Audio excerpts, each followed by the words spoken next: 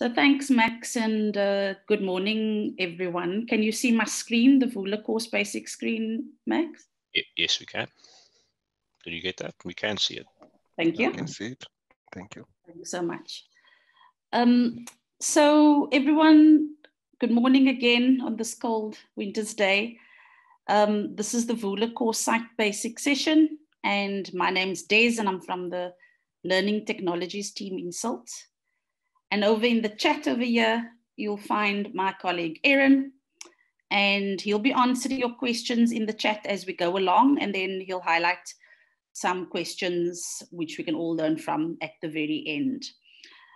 Before we start, maybe in the chat, you can just tell us which department you're from and if you've used Vula before. Let's just take a few minutes to do that. If you click on the Zoom group chat and just post a quick message to us so we know where everyone's at. If you don't want to type in the chat, maybe turn your mic on. Okay, there we got some comments coming in. Anyone else would like to just tell us which department you're in and if you've used Vula before? Okay, great. I'm gonna get started. I don't know what my mouse is doing, sorry. Okay, so thanks for that, everyone. So as I mentioned, Erin's in the chat. So Vula is one of the applications which we provide support on. And together with a few other colleagues in the team, Erin, myself, Lubabalo, and Donna, under the leadership of Sam Leepan, we form part of the Vula help team, where we provide email and telephonic support. So you may have dealt with one or many of us in the past. If you've emailed help at Vula, or you've called us on 5500, you may have been assisted by one of us in the team. Okay, so let's begin. So before we start on the hands-on part, I'd just like to give you a quick overview of Vula so that you know what it is about and how we use it here at UCT.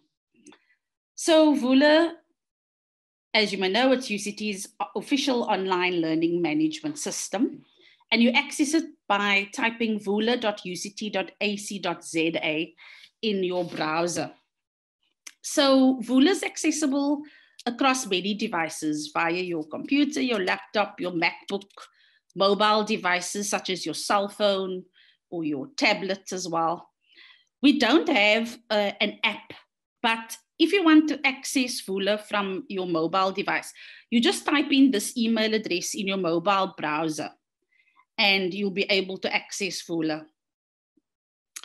So also currently with the COVID pandemic, Vula is zero rated, which means you don't use any data to access Vula, and that applies to staff and to students. So Vula is the home to many UCT course and project sites. So in today's session, we're going to look at the course site, but you may want to know what the difference between the two are. So for official UCT courses, you'd create a course site. And that is for those who have class lists linked to them. So this is so that students registered for that course will automatically be added to that site. Now, project sites are for collaboration purposes. And for example, students who are perhaps working on a project and they may want to have a central repository where they can put their content together and share with their classmates.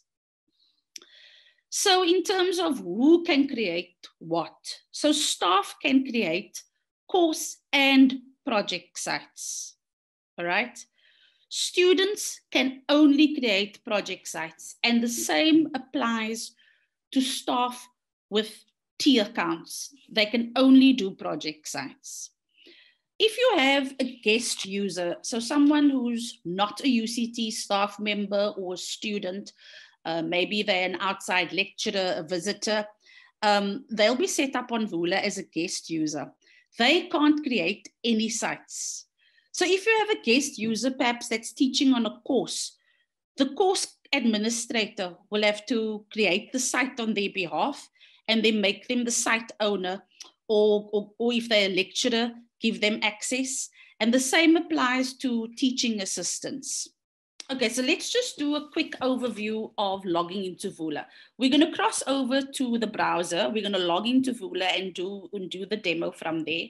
But I just want to show you a quick overview of what the front page looks like from the blue bar down. Okay, so when you log into Vula, there are 3 accounts you can log into Vula with. Accounts or usernames, as they are known as, okay? Either a staff account, a student account, or a guest account. So with staff accounts, it'll either be your staff number or a T number, and you'd log in via the UCT login box. Same applies to the student number. They'd log in via the UCT login box. Your guest account, which is a personal address, email address, as I've mentioned, you can log into Vula via the guest login button. On the same landing page, the Vula landing page, you'll see on the main menu, there's also a tab to reset password. So this is an easy way.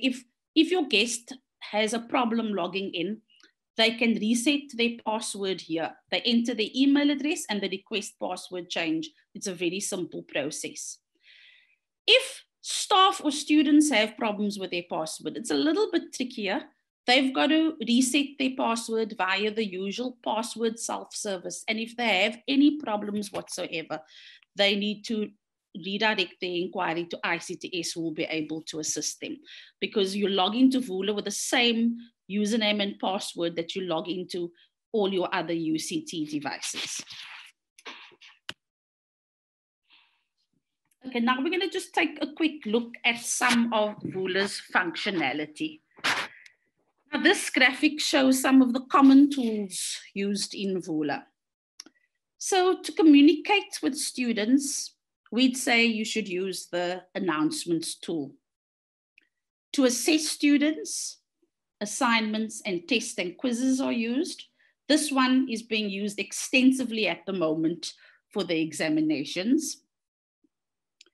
To enable collaboration between your students, you'd use perhaps the chat room tool or the forums tool. And to share content with your students, you'd use the very popular resources tool. Now, this tool Lessons, which is one of our newest tools, can pull several tools together into one to create a learning pathway for the students. Now, I'll touch on a few of these tools later, but just to note that the more advanced tools are covered in other webinar sessions. I know someone put in the chat that they're looking for advanced features. This session covers the basics of creating a course site and using some common tools in Vula. Now let's just take a look at the objectives of the session. There are 3 main areas: navigating the Vula homepage, where we'll cover the tools menu, site tabs, membership profile. I'll show you where the help docs are, and worksite setup. We'll then look at the introduction to the basics of creating a course site, using site setup, managing organizing tools, adding management participants. I'll touch on adding an ad hoc group and show you how to duplicate and import a site. And then lastly, we'll do a quick overview of a few common tools in Vula, namely the announcements, the calendar, and the resources tool. So now I need to switch over to my browser, and I hope you'll be able to still see the screen. Can you see Google? Max or Erin, can you just turn your mic on and let me know? I can see Google, yeah. Okay, thank Yes, you. I can see. Thanks, Des. So as mentioned, to access Vula, we go to our browser and we type in vula.uct.ac.za.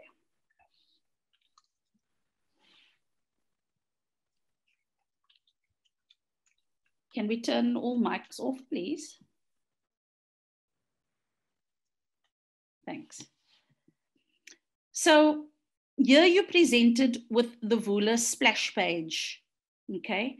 And you're presented with many rotating images of important information and adverts which pertain to students and to staff, the societies, clubs, important IT information. Oops, sorry about that. Some of them link. Okay, you'll see I'm using Chrome for this demo.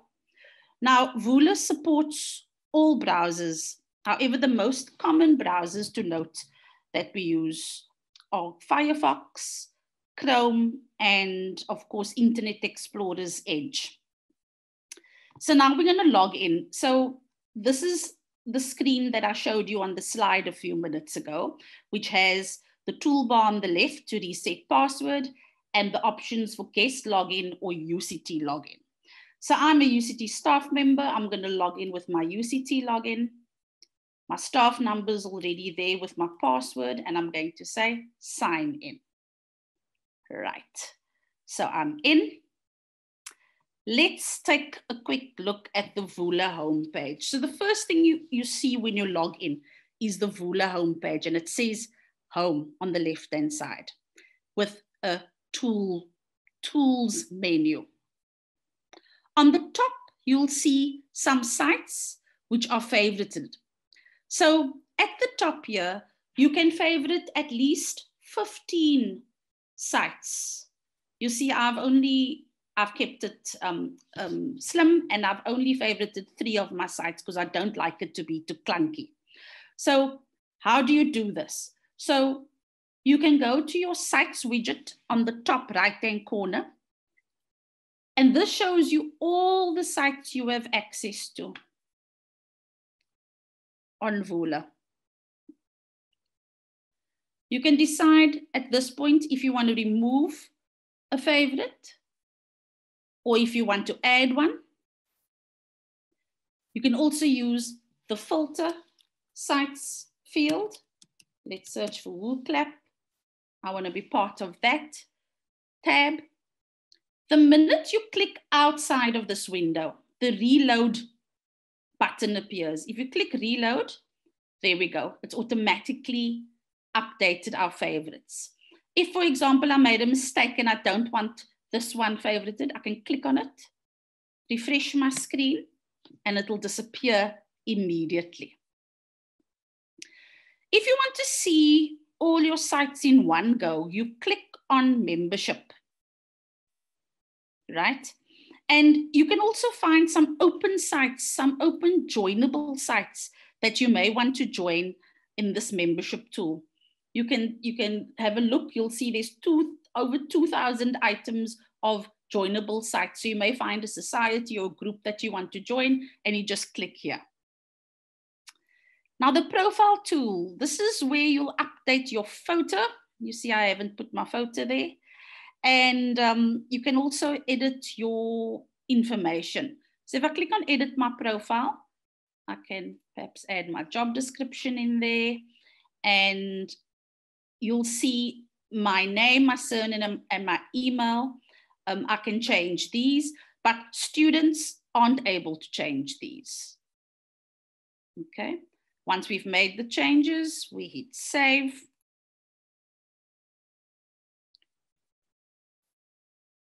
I want to show you this little help button. The help button is great and it's updated constantly. There are lots of links to resources which you may find useful. I'd suggest that this one, the Creating a Course Site PDF, you download immediately after the session and keep it by your side. You can also search for various help items you need assistance with. Okay, let's start creating a Vula site, a course site, what we came here to do. Right, so you can do this 2 ways. You can either go to Work Setup under your Home tab, Work Setup, Create New Site, or you can click on your Sites widget and Create New Site. Both links take you to the same place. So you'll see here, you have an option to build a project or a course site. So for students, when they do this, they'll only get the project site available to them. We're going to do a course site. The academic year is already pre-selected. It's this year, 2021, and we select continue. Now, I am going to build a site for, let's pretend I'm in the College of Music. I'm in the music department. Now you'll see it takes a few seconds before all the music courses appears. I've selected the department and it's busy thinking. It'll present the courses to me when it's ready. There we go. So here we can select the course that I am wanting to link. So let's look for perhaps jazz piano. I love jazz. And we will select, so just a random course and section. Now, a section refers to the class list that matches the course code that we get from PeopleSoft, right? We select it and we hit continue. So automatically it takes on the name of the course. I'm going to put the words sandbox in here so that when I go and delete it later and my team sees it, no one gets confused about what the site is. It's only for testing purposes. The term, as you can see, is 2021. We leave the default site language. We can go and input some text here. The site name and the email by default. The site name and the email is the creator of the site, but this can be changed. Very often, course administrators create sites on behalf of their lecturers, and it's a good idea to change that name to the correct contact person name, because we as the Vula team often get inquiries from students with regards to the Vula site. And so then we know who to redirect the inquiry to. So this is a very important field. These are important fields. And now we click continue. Okay, on this screen now, you're prompted to select some tools. So by default, there are some common tools already added for us, as you can see. And then you can just add more tools as you wish. You can select a few and you can come back here later. So just for this webinar, I'm going to select calendar and I'm going to select Dropbox. And let's find one more. Let's add the polls tool. And once I'm done, I hit continue. Okay. If you're happy with the site at this point, you can publish it. But if you're still working on it, which is often the case, leave it as draft so that nobody can see it except the site owners. One of the things to bring to your attention is this logged in users field. Sometimes people do check it, and this is because they want their site available to all logged in users on Vula. But the default setting is to leave it blank because you want people to be able to have membership to your site. You don't want this to be available to everyone so that everyone that can log into Vula can see your site. So let's click continue. You're now presented with an overview. All the settings, the tools, the contacts. Now at this point, you'll see it says request site. Now, if I was actually from the music department, I would have the option here to say create site. It wouldn't say request site, it would say create site. Now, because I'm not from music, I only get create site, sorry, request site. So the site will be created, but the request for this class list will be manually added to the site by our Vula team once they receive the automatic request via email. So once this class list has been manually added, you've got to give it about an hour or so to populate on the site. So I'm going to say request site. And you see it says it's been created. I'm going to try and just log into my email quickly and just show you the email that will appear. There we go.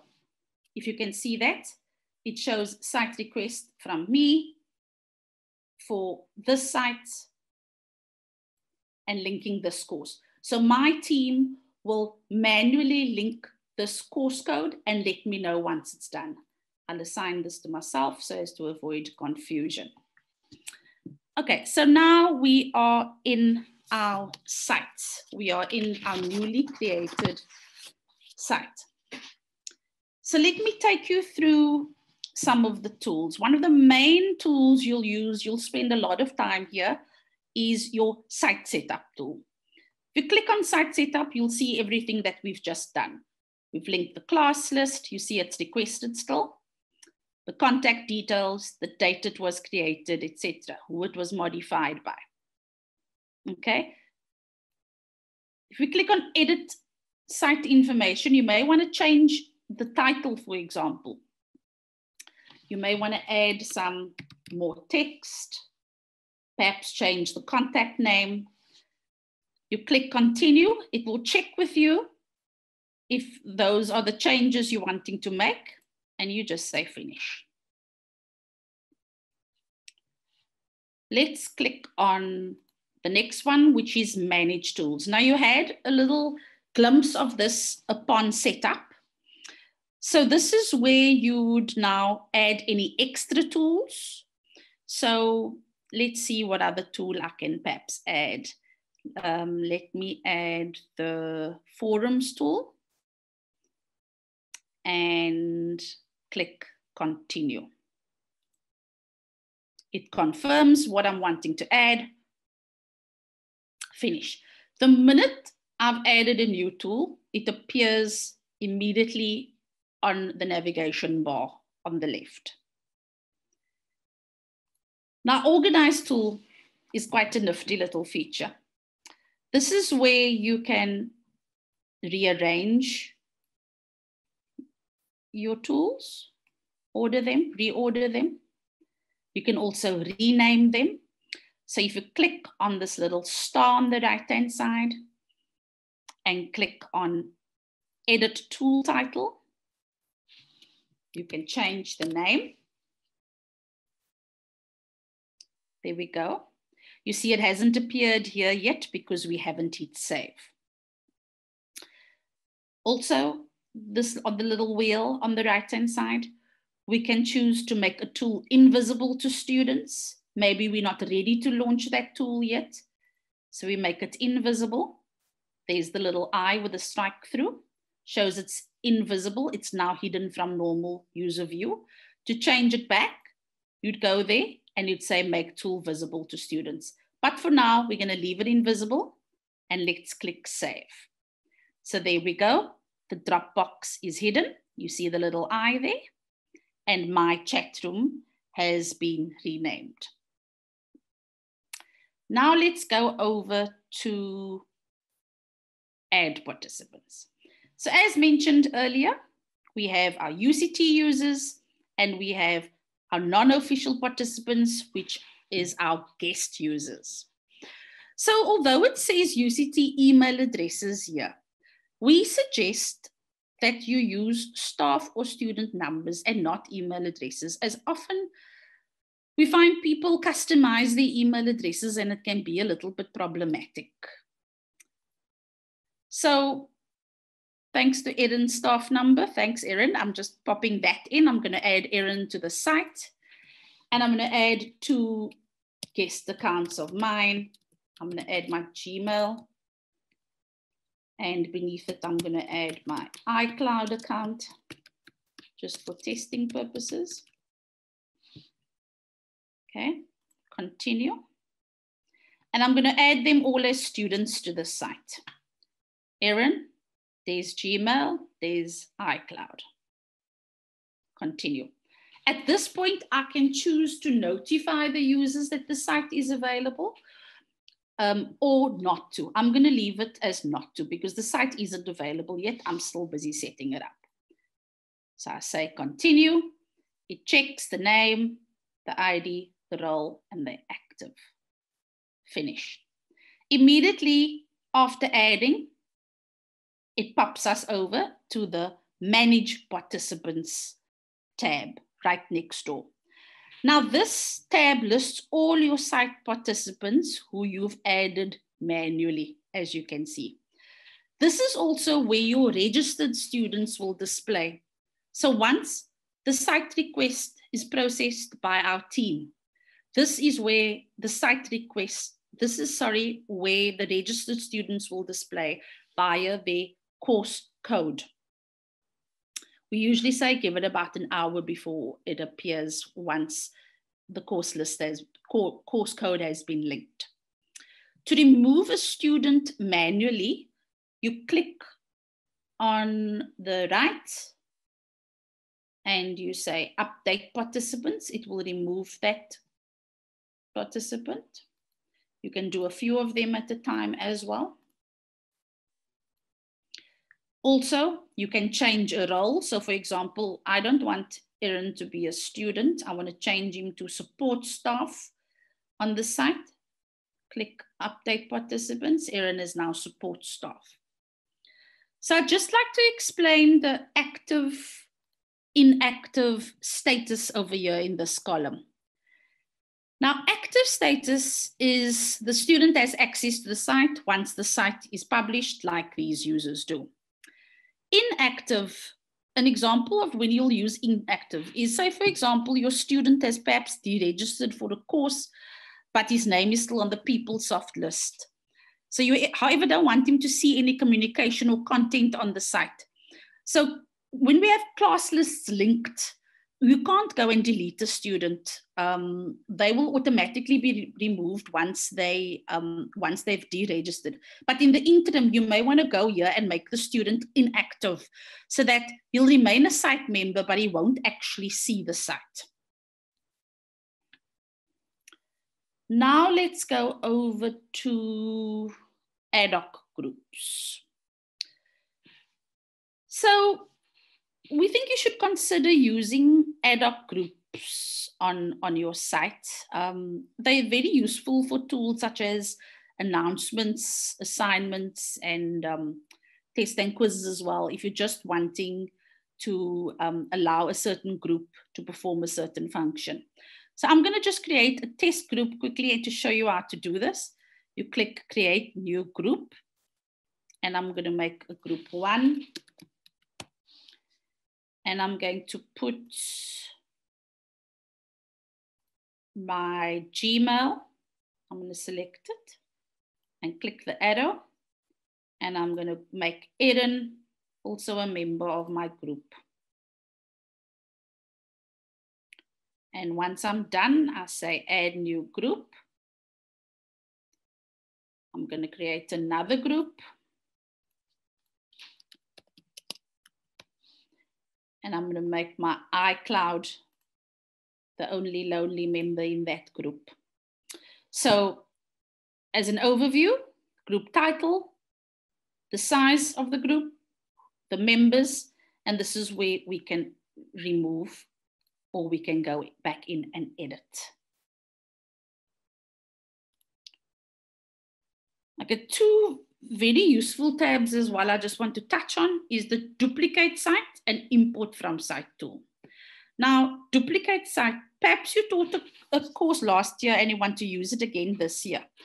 You can go to last year's site and duplicate it. And this way you can reuse all the tools and resources and you don't have to actually reinvent the wheel. And then there's also import from site. And this is where you can choose to import material from sites that you own, also so that you don't have to reinvent the wheel. They're quite nifty tools you should look at sometime. Okay. Now I just want to take you through just a quick overview of some of the common tools used in Vula. So as discussed earlier, you can use Vula to communicate and share content with your students. So one of the tools which is very, very useful is our resources tool. So this is where you'd upload reading slides, short videos, documents, etc. And you can always check your quota here. For course sites, you have a 25 gigabyte quota. And for project sites, you have a 2 gigabyte quota. Now, if you run out of space, or if you have problems firstly, and you're not sure what the problem is, you can always check quota and see. If you're running out of space, let us know and we can take a look at your request and we can increase your quota so that you don't have any issues. So what I'm going to show you now is how to create some subfolders, to upload a file and to move a file. So we can use this actions drop-down box and we select upload. Let's first create folders actually. Let's do folders first. We want to make a week 1 folder. And there's an option straight away here to add another folder, which is nifty. Week 2, and we say create folders now. So you'll see those folders are empty, okay? Now we want to add a file, upload a file. So for example, I have a file that I want to be loaded under week 1. I click in line with week 1, I click on actions, upload file. Be very careful that you are uploading to the correct folder. There are many actions buttons and it can get a bit confusing. So click actions, upload, and then you get an option to browse your hard drive. And let's put in a pretty picture of UCT. And let's continue.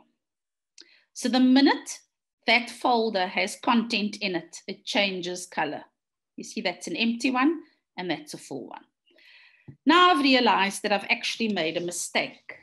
That image of UCT is actually supposed to be in week 2. So I go along to this row where the image is and I say actions, move. Another way to do this is selecting the image and saying move. The minute you select and say move, it prompts you where you can paste it, the options. So I want to paste it in week 2. There we go, it's moved.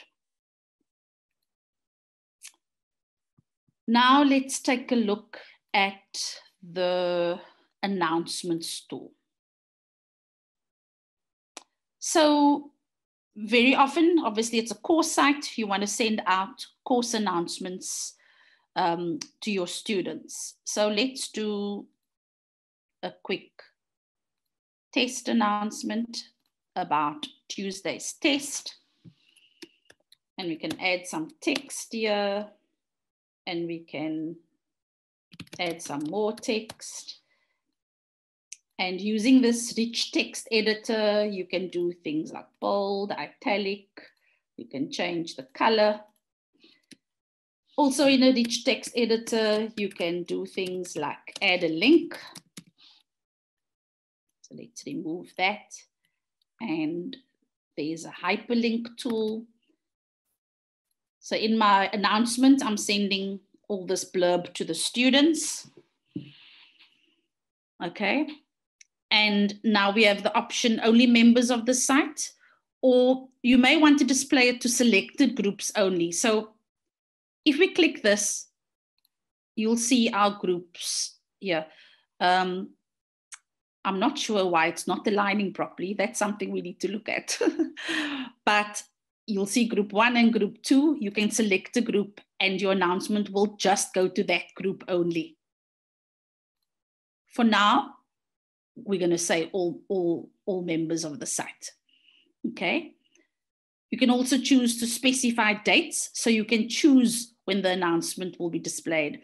And many course administrators actually like this feature because they can prepare the announcements ahead of time and schedule them on certain dates. And then they don't have to worry about it. The announcement goes out timeously. You can add an attachment, email notification. So you want to set the email notification field to high, all participants. So this is to ensure that your announcement is sent as an email to all site members. Okay, I'm not going to do it for now, and I'm going to just post my announcement. There we go. I can go back in, I can edit it, or I can remove it. Finally, we're going to take a look at the calendar tool. Now, this tool can be used to notify site members of upcoming individual or recurring events. So we're going to just add one as a test.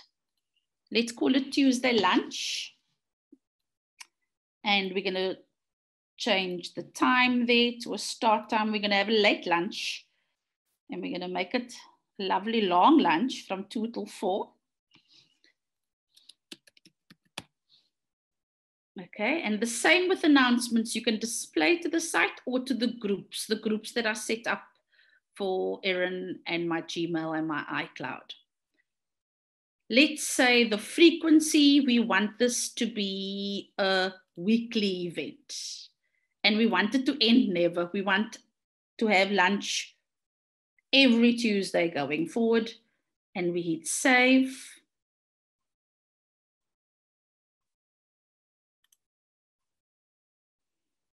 There we go. Tuesday lunch. And if we go to next week, it should be there as well. And the week after, and the week after that. So by default, if we click on the overview tool on a course site, by default, you'll notice that announcements and calendar appear as a snapshot on the front page so that your students can quickly at a glance see what the upcoming announcements are and upcoming events. Okay. So that brings me to almost to the end of the session. I'd just like to draw your attention to our details. So our help team, we're available Monday to Friday from 9 to 5 on help at vula.uct.ac.za or extension 5500. We're all working from home, but we log into Skype for Business. So we're always available to answer that number during working hours. You can also follow our department at SILT_UCT on Twitter. And also you can visit our website for more information about our events or how to book an online consultation. And I just want to show you that quickly. So if we just go over to our website for a minute, if you click on events, workshops and webinars, and if there's anything else you'd like to attend, please sign up here. You'll see all the sessions we have on at the moment. And then if you'd like additional support overview, you can request a one-on-one consultation with one of our consultants. You'll fill out this form, indicate which faculty you're from, and tell us what the issue is, and we will have a one-on-one session with you to address your problems. So we've come to the end of our session. But before we close, I'm not sure if there are any questions in the chat, but Erin, if you can turn your mic on and perhaps you can go through some questions if there are any that's perhaps worthwhile sharing with the whole group. Yes, thank you for the presentation. Some of the questions I've already answered them. I'm not very sure if there are any more questions. Let me just go through. Is there anything worth sharing? Okay, so there was a question which I'm not sure if I answered it satisfactorily. So there's one that says from Tapele, how do I edit on an existing site to add course evaluation? Okay, so my understanding was that she probably wanted to know how to add a course evaluation tool. Yes, correct. I don't know if Disapele can confirm. Yes, good morning. Yes, thank you. I wanted to to include a course evaluation on an existing site. So, but then I saw that you go to site setup, and then you go to yeah, one of those many things on the menu there Manage on tools, the, yeah. yes, managing tools, and then you then click course. I think course evaluation is one of the options that you can add. One of the Yes, tools. correct. Yeah, so I saw that when the presentation was going on. Thank you. Oh, I see. Okay. All right, thank you, Disapele. One more. Then there was another one. Okay, there's another one which says, what about when off campus? This was asked by Felix. So I answered. So my understanding was that you wanted to know if Vula is accessible off campus.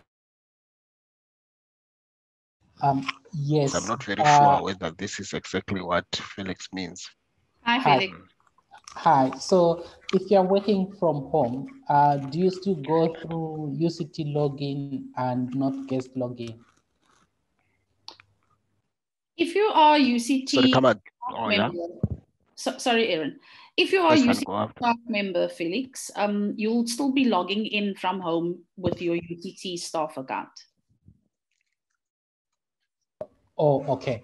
The only time you'll use a guest account is if you're not a UCT staff member or a UCT student. Oh, okay. Okay. Because I noticed even when I use guest login and use my UCT credentials, it still allows me to log in. Yes, it there does. Any functionalities? Are there any functionalities that I won't have access if I log in using the guest account instead of the UCT account? No, you found a loophole there. You can log in if you click guest login. You can log in with your UCT account as well. But we just advise always that, because people get confused, that we keep UCT separate and you log into the UCT link. But it definitely does work if you use the guest login as well, the button.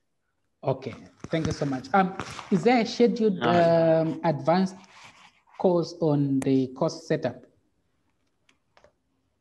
I don't think so. Max, maybe you know? Sorry, is that course setup? I don't think we have an advanced course setup. I don't think advanced. So on what's this? Next week will be, what will be next week? July. Yeah, so we'll be, next week's the 5th, right? Yes. Start on the 5th. On Thursday, we have a setup your Vula course set. Okay. Course so site, sorry. It's another basics one next week. Yeah, so advanced one, I don't see advanced one yet. We have advanced one on the 20th of July, advanced lessons tool. Lessons tool. Okay. So Felix, what I can suggest, you're looking for an advanced, probably some advanced assistance on a course site. I can suggest that you book a consultation. Erin, maybe you can just pop that direct link into the chat for the online consultations. And then set up a time with one of the consultants. It's about a 45-minute session, and we can take you through it and give you some advanced assistance. All right, thank you so much, Des and Tim. Okay, Des. Okay, Erin, over to you. Yeah, I don't think there are any more questions that came through. At the bottom there. I just added a few things on the chat just to Okay, I saw Francis asking Yeah, I about see there are a Zoom few more. tool, about adding a Zoom tool to a project site. Yes, you can, Francis. To a project site. And then there's another one there from Disabella. Which of the Vula courses will one learn about embedding videos? Maybe Disabella, would you just explain a bit more? Sure. Hello, Disabella? Yes, I'm here. Like if you've done a video, well, both ways. Let's say you've done a Teams event and you have recorded it, and now you want to make that available through Vula, the video recording. Like Yes. which of these courses will teach me how to do that? Can I suggest that you drop us an email to help@Vula, and then we can send you, it's very quick instructions on how to do that. Okay, no problem. Thank you. You can just drop us a message. Oh, sorry, Des. That would be one of our making videos from home webinars that you might be able as to well will help. Yes. Yeah, so there's one now Thursday that you can sign up for, and that'll take you through the whole process of how to record and how to set your PC up in a way that it will be more engaging for students. So you can get to that webinar on Thursday. But like Des said, it is also quick, and she can give you a quick step-by-step. I've just posted the link as well for the one-on-one sessions. Okay, are there any other questions? Yeah. If there's anything else, I just popped a quick 3-question events evaluation. So before you leave, ladies and gentlemen, can you just please just take the time to maybe just complete that on your leisure. But thank you very much for joining. Des, over to you. Okay, thanks everyone. Have a great day further and enjoy using Vula. And if you're stuck, we're a phone call away or an email away, help@vula.ucd.ac.za. Thanks, everyone. Thanks, Erin. Thanks, Max. Cheers. Okay, thank you very much, Des. Thank you, everyone. Thanks, Have a great day. Cheers. Thank you. Bye. Cheers. Bye. Cheers. Stay warm. Thanks very much. Bye-bye. Bye. Bye.